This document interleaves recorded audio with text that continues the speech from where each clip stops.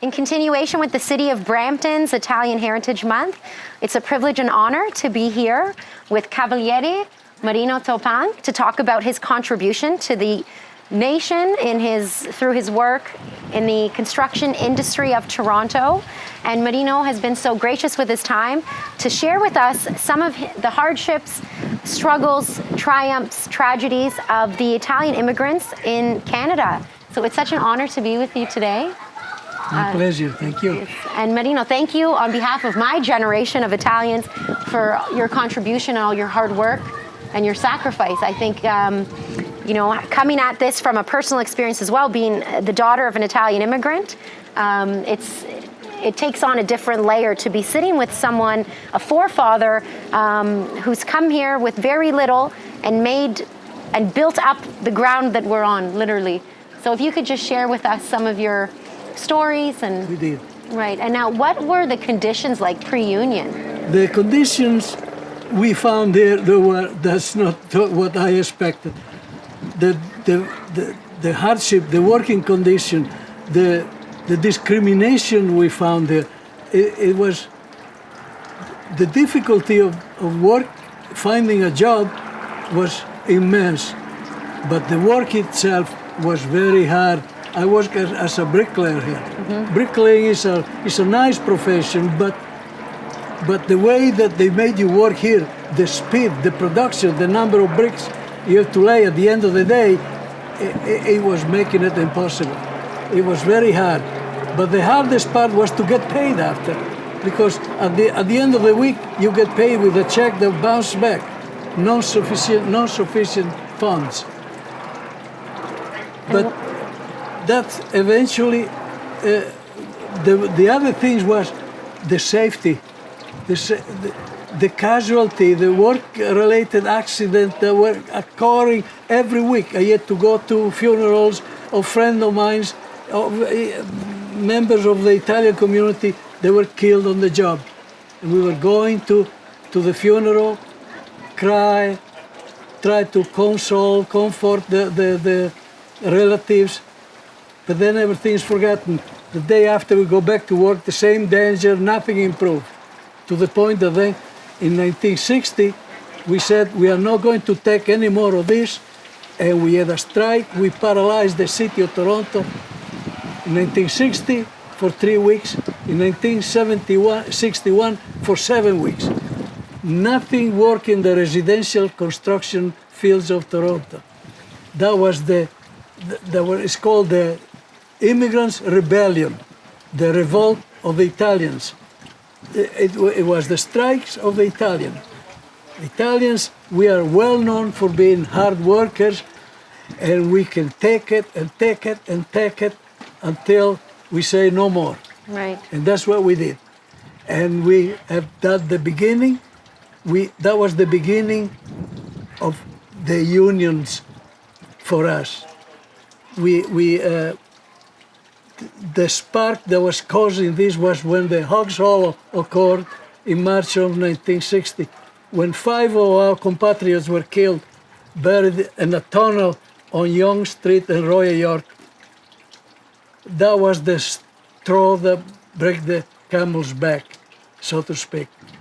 And we had a strike, and we organized, and we really got organized. The unions then had not many members, but look at the unions now. Right. Now the unions are real powers. They are in a position to train the people. We didn't have facility to train. We were able to get some sort of training to the new immigrant that came here without a trade through Costi. Costi, as you know, used to be La Casa d'Italia before the war, confiscated by the Italian government and the Canadian government, pardon me, and then the Mountie police lived there until when they had a new building. Then the building was abandoned and was given back to us in 1960 or 61. And then it was no one window was intact. The place was infested with mice. It was dirty. It was bombs were living there for years. the place used to be abandoned, but we made it a beautiful center called Costi, where we were able to assist the Italian immigrant and give them a job to learn a trade so they can find a job.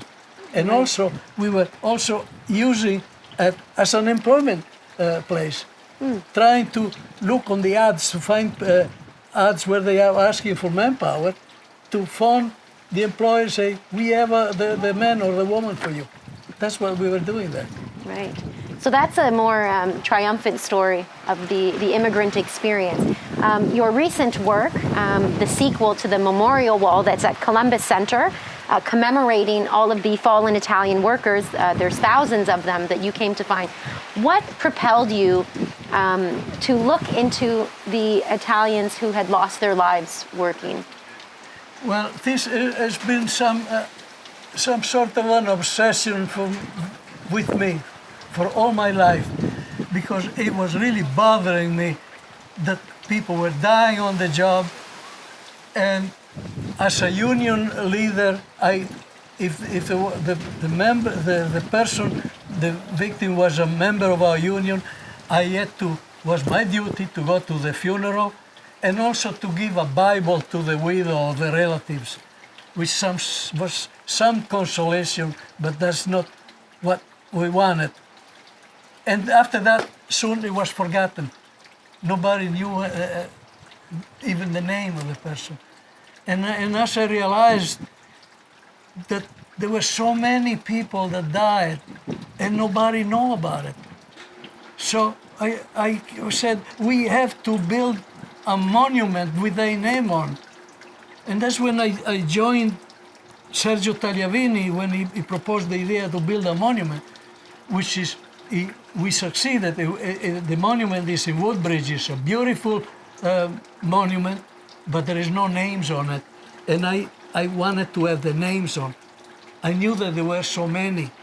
So I finally were able to form a committee of volunteers and try to solicit donation to have a memorial built and try to find names. For 2 winters, I spent almost every day at Corriere Canadese. I used to be on Norfolk, and go through 1 page at a time since the first edition of 1954 to find the names of Italian workers killed on the jobs. And I start compiling a list. I tried to call the Workmen Compensation Board. I called the Ministry of Labor, say, give me the list of the name of the casualties that the person killed on the jobs in Ontario, and I can easily take the Italian names from them, because we want to put in a memorial. They said, we cannot do that because of the Privacy Act. So I said, we got to do it ourselves. And through the Corriere Canadese, I was able to find a few hundred names. Wow. And so we started. Columbus Center gave us the land where we built we erect our memorial. The Italian consul gave us his blessing, his support, in every way he could. And the architect Giannone and Patricone made the design. The problem is that we didn't even imagine there were so many. We knew there were many, but we had a memorial which has 11 columns. We were starting from the year 1900, go 10 years, another column from 1911 to 1920 and so forth, until the year 2000, which is open. So the 11th column was open, hoping we don't have to put any more names. The memorial has 1,230 names. It's full to capacity. Wow. We didn't even imagine that there were many more than that. After the unveiling in 2016, we have found another 2,000 names verified, ready to install, and the memorial, there's no space for it. So we have to think of maybe putting some granite slabs attached to the walls of Villa Colombo with a name engraved on it, or some other way. We'll have to attach it. Now, where can we purchase this book if we'd like to get a copy of this? They can be bought online. I think there is a sticker with a. Do you have it there? Oh, is it here? Yeah, it can be bought online. Now we try to do the best we can. I even put in. I can't do anymore, but I include this. This is my book. This is my experience as an Italian immigrant in Canada after the Second World War. It's my experience, and so is the experience of thousands and thousands of Italian immigrants. And I throw in that too for the same price. I'm not selling things here. I will do anything to make sure that every Italian family has a copy of this book on the coffee table, because this is our history. This is what we are. This is what we did. This is what we suffered. This is what we paid for. This is what we did for Canada. And the new generation don't know about it. They don't have a clue. They don't know, period. I wouldn't want to use, to paraphrase Gianni Lombardi, but I would say they became mangiacheche. This is a ingest thing to say, jesting mangiacheche, but we would like to keep them, to maintain a little bit of Italianità, la grinta that the Italian immigrants had. They have to continue, and they have every reason to be proud of the Italian origin. Italy did so much for the whole world, for the whole civilization, and they did so much for Canada. Canada did so much for us too. It gave us a future that we couldn't have in Italy. Our children have the opportunity here that we will never have in Italy. And we are grateful for that. We are very grateful. And we want to be as good Canadian, as proud Canadian, as we're good and proud Italian. We are proud to be Canadian, but we are also very, very proud of who we are as siamo Italiani. Thank you. It's very beautiful, Marino. And speaking from this generation, I appreciate your story because it kind of ignites the Italian fire in me and helps me understand that, I find sometimes in our generation we tend to romanticize the journey of the immigrant to Canada. And if these stories remain unknown, I think there's an immense pride that's lost, an immense understanding for us to reach back to our roots and understand what it is to make homemade pasta or grow a garden and to work hard and to have that work ethic. So I'm so thankful that I can have this time with you and that we in the city of Brampton can have you living in our community to share with us. I just want to know what your most proud moment has been in all your decades of research. What has given you the most joy doing this work? Even though it's dark and challenging, what's the most beautiful moment or? There is no better reward for me than receiving an email or a letter from the son, a daughter of an Italian fallen worker, that they thank us for what we did to remember their father. And there are so many letters here from sons and daughters of Italian workers killed on the job that they attest to that.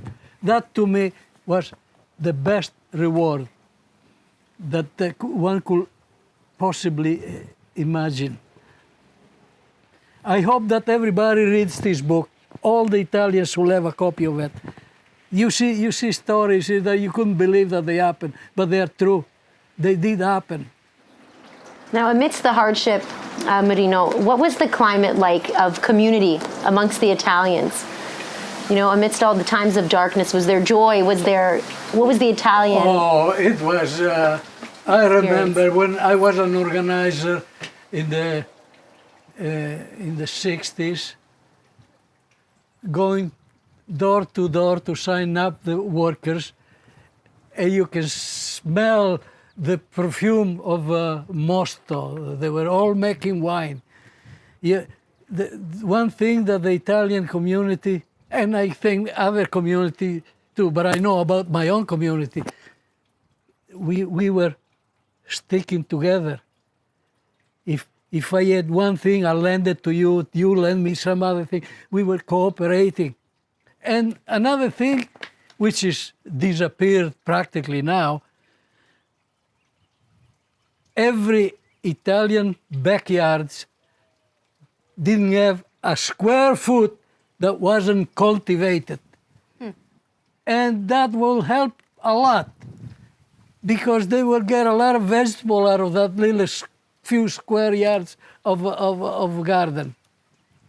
And in the springtime, you see the women out on the periphery of Toronto picking up chicoria. And they store it, and every time you go and eat in an Italian house, they have good, healthy food, good natural food. And that's one thing that they had, that there was a sense of community. Oh yes, when Gianni Lombardi organized some singers from Italy, oh, you'll see Mercy Hall packed jam, or Maple Leaf Garden packed jam, or some other theater. That was the only joy that we had.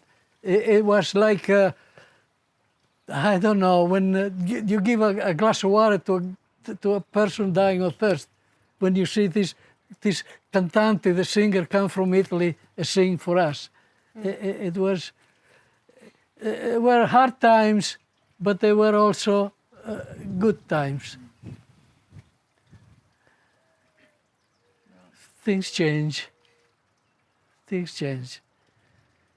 But whatever you do, my compatriots, please don't ever forget that you are Italian, and don't ever forget to be proud of being Italian. You have every reason for.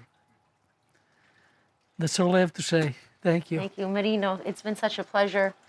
Thank And you for more information, please check out ItalianFallenWorkers.com.